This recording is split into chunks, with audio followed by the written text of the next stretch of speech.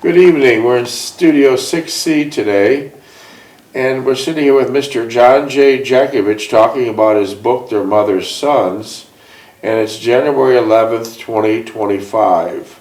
How are you doing today, Well, Mr. Jeckovich? Well, not too good, not too good. Why? What happened? I can't get around. Oh, your knees. Yeah. I can't push myself up. Well, tomorrow will be a better day. I know your knees blew out. Mr. Jeckovich ran for 80 years, so when your knees give out, that's a problem. Needs a lot of assistance. What's the military? Military, 2 weeks to a shrapnel in his late. There'll be better days ahead. You're looking good in your nice new clothes. Yeah, nice new clothes. Yeah, look, you even have like a leather patch on each one of the elbows. Yeah. That's pretty stylish. Yeah. You're looking well, you're looking chipper. I'm concerned about getting up and shutting down or whatever I do. We got enough help. We got enough help. We got it worked out. It's January 11th, 2025, and I'm reading Mr. Jeckovich's book, Their Mother's Sons.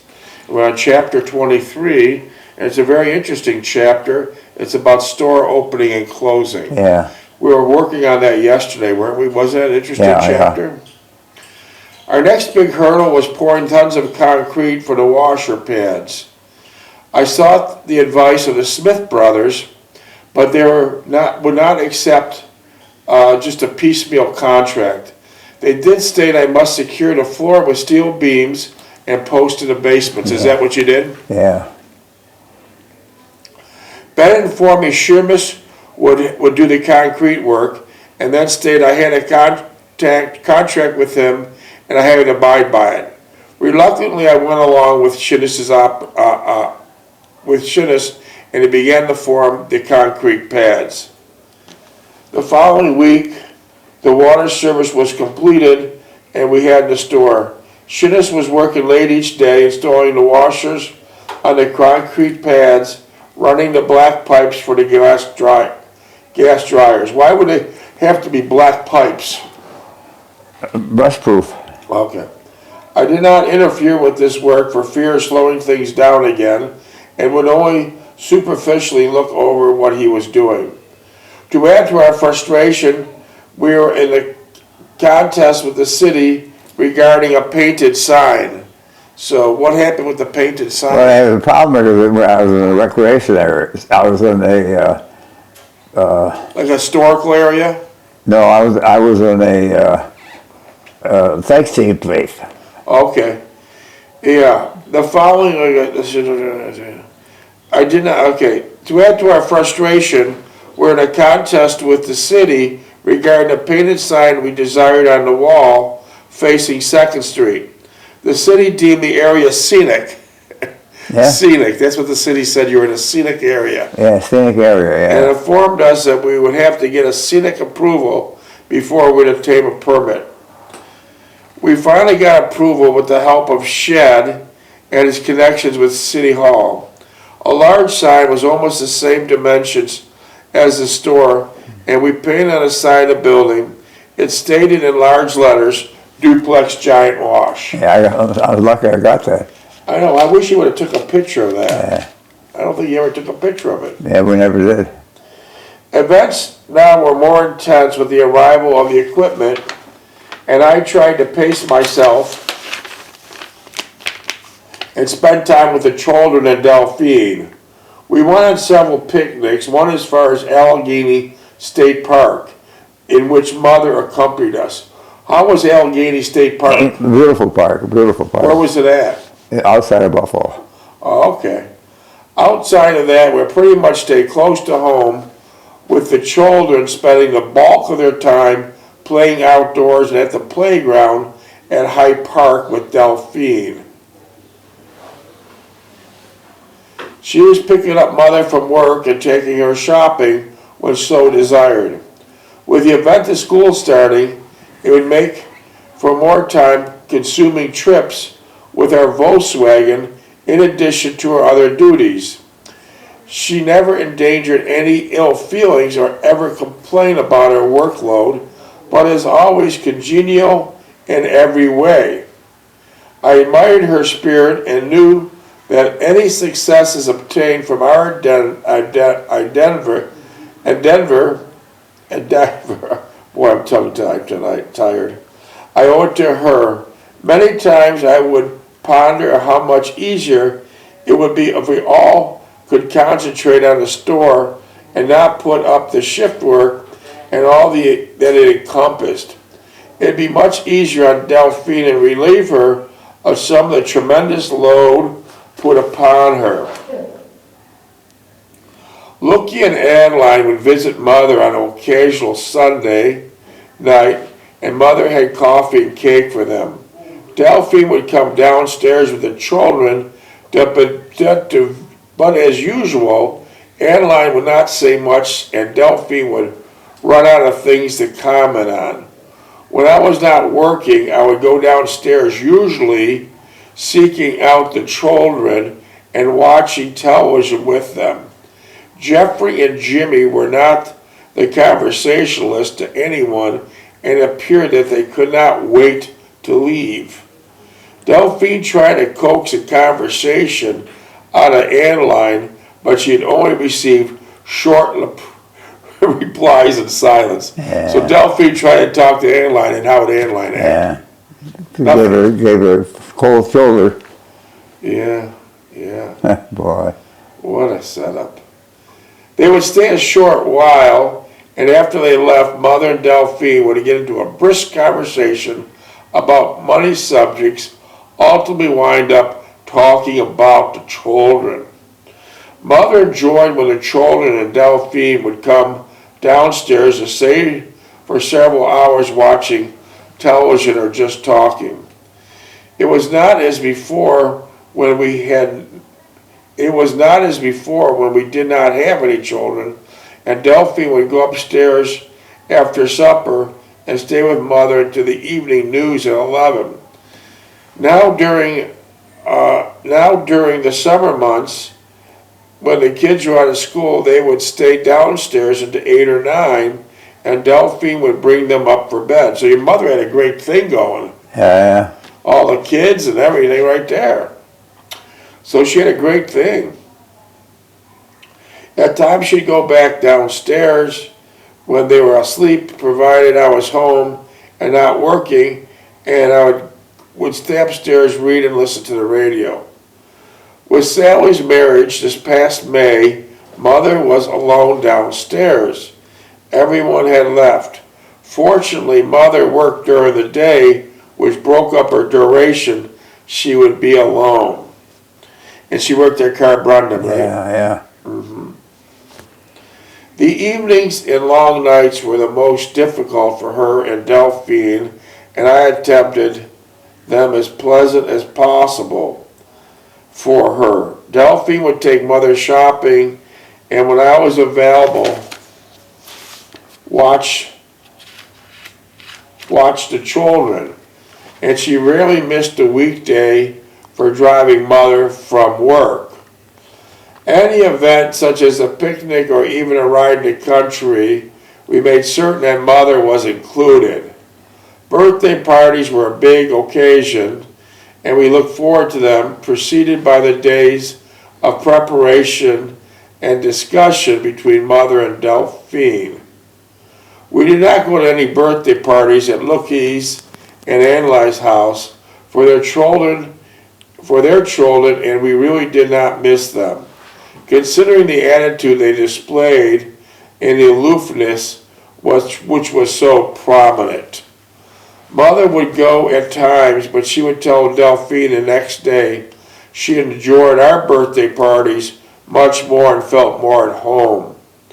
Mother and Delphine had a great rapport with one another, and at times I would conjecture why I did not achieve this same assimilation with Mother as Delphine so aptly sustained. Sally would usually visit to our birthday parties along with Charlie, her husband, as the children enjoyed her company. Sally's was always close to her children, and they all loved her dearly. It was a huge adjustment for them when she left and got married. Okay, she was living downstairs before she got married. Yeah. Gradually less often when she had the children of her own.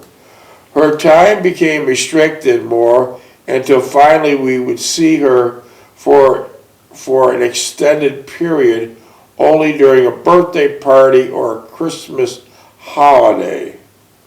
Steve and Millie and their children were also in the same position. They would come during Christmas holiday and then would not see them for another year. So they only came once a year, Steve and Millie. Yeah. That's when I had the store, remember? Yeah. Yeah. How'd your mother get along with them? Yeah, cool. She didn't like Adelaide. Adelaide would smoke. She kept taking her. She put no smoking sign on the door, and she insisted in coming and smoking. But how'd She your said, mother I'm going to smoke. Yeah. How'd your mother get along with Millie? Who? Millie. Mother? Millie No. She couldn't stand it. Mother this, mother that. That's what Millie would say? Yeah. They rarely came during the summer months, as mother would spend several weeks with them, usually in August after her birthday. She was always glad to get back home, and I imagine she felt the most comfortable and secure when she was at home. The children would run downstairs whenever they came back from one of her visits, or at times we took them to Buffalo Airport to meet her. Was the Buffalo Airport busy at the time? Oh, yeah. Even then. A lot of people don't know about Buffalo. It's hard to understand. Many people, at the back of their minds, think of Buffalo as a ghetto, but... Buffalo was a prosperous city then. Yeah, but listen, 80 years ago or 90 years ago, there was more millionaires living in Buffalo That was told. than anywhere else in the United States. And here's an update. You can check this out on Zillow. The city that has the fastest sales of home, percentage-wise, right now is Buffalo, New York. Yeah. They're booming. Yeah. They're booming. Buffalo is also famous for the beef on wick. That's worldwide fame. When any football teams or baseball teams would come to Buffalo, the first place they stopped was a little pizza shop or chicken wing shop, and they ordered beef on wick. What that basically was roast beef inside a Kimmelwick roll. And Kimmelwick's a hard roll with hard rock salt on the top. I never had it, but they tell me it's very delicious, and people would come from near and far for that. Many places, including Publix, attempted to copy the Kimmelwick roll, but being the atmosphere pressure differently, and being the water differently, and the salt products differently, it was a dismal failure. So to this date, the Kimmelwick roll is the most successful in the Buffalo, New York area. Yeah, and back then I should reiterate that a postage stamp when Mr. Jeckovich was born was 2 cents, first class mail, and gasoline was 7 cents to 10 cents per gallon with full service. And what do I mean by full service? I don't mean by just pumping, the attendant pumping your gas. Each time you filled up, it was $2 or $3 for a total fill up, and the attendant would check your oil, check your transmission fluid, Clean windshield, tires. Yeah, everything.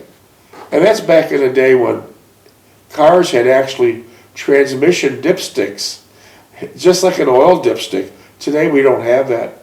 Cars today don't have transmission dipsticks. They do have oil dipsticks in most cases, not all. But now if you want to check your transmission fluid, you must go to the dealer, and the dealer will charge you a lot of money to tell if you're low or not.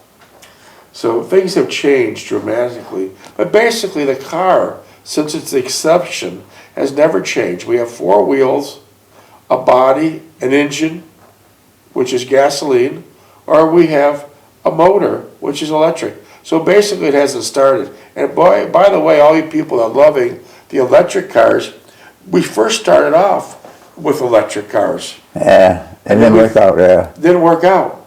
And then, and then full circle, just like bell bottoms in the 60s, full circle, now we're back to electric cars. So you take your choice, but the bottom line, let's face the reality. Consider an electric car similar to a go-kart. It's good around your city, and leave it at that. If you want to go on long trips, you're fooling yourself. You're fooling yourself, right? Yeah. No gas stations. Yeah, and even though it's so nerve-wracking to find a place to get charged up. Let's see. Delphine and I took great pleasure in watching them as the joys of our life together.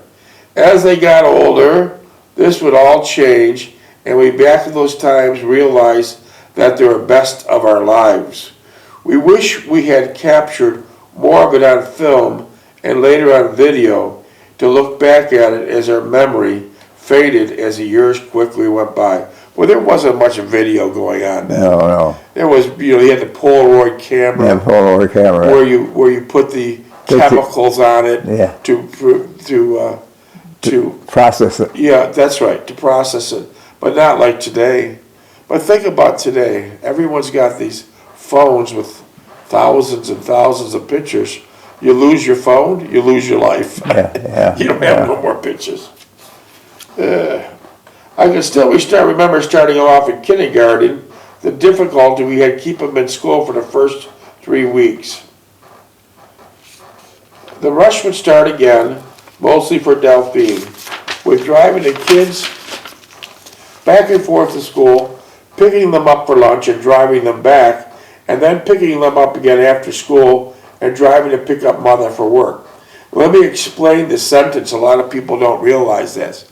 Back in the day, the mother was a homemaker. She wasn't employed. And how could she? Listen to the schedule. In the morning, get the kids ready for school, take them for school, depends on if you have one school or 2 or 3 schools. And then around noon, you drive back to the school, pick up your kids, all of them, bring them back to your house, make a nice lunch for them, get in your car, drive them back to school, and then you sit around twiddling your thumbs. The wife would twiddle her thumbs for 3 hours, and then go back at 3 o'clock to pick up her kids again. Yeah, put mother up there. Then pick up your mother. But could you imagine today making several trips to kids' school? I can't imagine. And some kids would go home for lunch if they were close. They all did, yeah. They for lunchtime. And mother would make them a lunch, correct. Yeah. Okay, let's see. By supper time, she was ready to slow down to a lesser pace, but knew she would have to go downstairs and be with mother. 12 minutes. Huh? 12. Be with mother for a time until she had to put the children to bed, a full day, no less. She achieved all this marvelously, and I was amazed at her boundless energy and dedication. A truly remarkable person. She never complained or was on the edge when things would get hectic, which they usually did most regularly. She would be her usual self-confident self and help out in any way she could, never weary or despondent. All the equipment was in place at the store, so the store is getting ready to open now. Yeah. Wow. All the equipment was in place at the store, and a service technician from Duplex would soon be here to check out all the equipment and give us some instructions so that we might be familiar with the equipment, especially the washers. So before you open, you did a lot of dry runs? Yeah. I don't think so. I don't think so. So you just opened? Yeah. He never showed up. But you had, when you opened the store, the first day you had everything free, right? Yeah. Okay. And the biggest problem was you're using soft water. And the cold water. And a lot of people... The boiler wasn't big enough. The boiler wasn't big enough. Yeah. I planned doing all my own service, so I looked forward to the training sessions and hoped to benefit greatly from them. At this point in time, knowing what had followed with their relationship with Duplex, I was hoping that this segment of their agreement was much more productive than we had experienced so far. The store was well lighted. How'd you light your store? Fluorescent lights. It was pretty bright? Yeah, I never turned them off for 18 years. 18 years. Never closed the door. Never locked the door. I'll be damned. How would that work out today? You'd be destroyed. in one day. Yeah. And your coin They pull it changes would be ripped right off the off the wall. wall, yeah. And your washers would be broken into. Yeah. Your dryers would be broken They into. go to the back room. And they leave it a mess. Yeah. Yeah. You're right. Just right about 52 stores in New York City, self-service laundromats where the illegal aliens ransacked every one of them. There's nothing left. Complete rumble, shatters, junk everywhere. And these store owners don't even have the money to put it back together. So they put them out of business. Yeah, I just read that, yeah. You're right, so times are different. Okay, the store was well lighted with several rows of fluorescent overhead fixtures, which did an outstanding job thanks to Czar and his crew. So Czar was a good worker. Yeah. There were also full-length mirror windows to the front of the store that let in a considerable amount of natural light. Did you have to put the windows in, or were they already there? No, they're right in. Okay. They were in good shape, though, right? Yeah. I'm surprised they never got broken over all the years being Well, made. you know, it's a different culture. They didn't go out breaking windows. Yeah. Even on Halloween. Yeah, you're right. Different culture. I noticed when on 95, if a car breaks down, I drive past it during the daytime, and on the morning away to check on some properties. That car that broke down on 95, for no apparent reason, all the windows are shattered out. Yeah. Oh, for what reason? Yeah. Just no apparent reason. All the windows are, yeah, it is a different culture. Yeah. Boy. Okay, there was also plenty of full-length windows to the front and the side of the store that let in a considerable amount of natural light. The floor was covered with a light textured vinyl, which added greatly to the overall appearance of the store, and it gave a clean, antiseptic presence. We had built seating benches around across the front of the store, and underneath the broad expanse of windows, which made for a cheerful as well as secure setting as they looked onto the busy intersection. So 2nd and 3rd Street were busy then. Yeah, and then I put a folding table in the middle, yeah. Okay, folding tables. Okay. Yeah. So it was busy then, and then the government came in with a great idea. We're going to bulldoze on your building, and they're going to put a convention center there. Yeah. And then it's complete white elephant. Yeah. The convention center failed. Transients came in. Yeah. Crime came in. And a beautiful little business with several other nice family businesses were all shut. All shuttered. Never came back. From the genius of some politician. What a piece of garbage. Okay, let's see. Shinnis had difficulty installing the huge Portmore twin coil boiler in a utility room. So Shinnis was your plumber, right? Yeah. And I told him to put a cement pad underneath that floor. And I should have gone down across the street to the farmer and get him over there, get his ass going to put a cement pad in there. He put the boiler right on the floor. So let me understand this. Right from the beginning, you thought the plumber, Shinnis, 6.5. put a boiler which throws out considerable heat at the base of the boiler on a wooden floor, and you recommended to him cement. I was worried about the fire. And then what finally happened? Well, it stayed like that for a while. And then we shut down, and it started smoking. And then the firemen come on there and said, well, you're lucky that damn thing didn't go in the cellar. Go right through. So then I got, who's the guy doing, Smith Brothers. Smith Brothers, the three brothers. They put a cement slab in there. And that solved the problem. Yeah. But Shinnis told him to do cement, and he still put No, wood. he was a jerk. He was a jerk. And that could have And burned then out. he was wiring everything for pumps. Yeah, that's an interesting fact. Mr. Jeckovich's laundromat was run by gravity-fed washers, which means you elevate the washer by a cement pad by 27 inches, and then the water just easily flows out.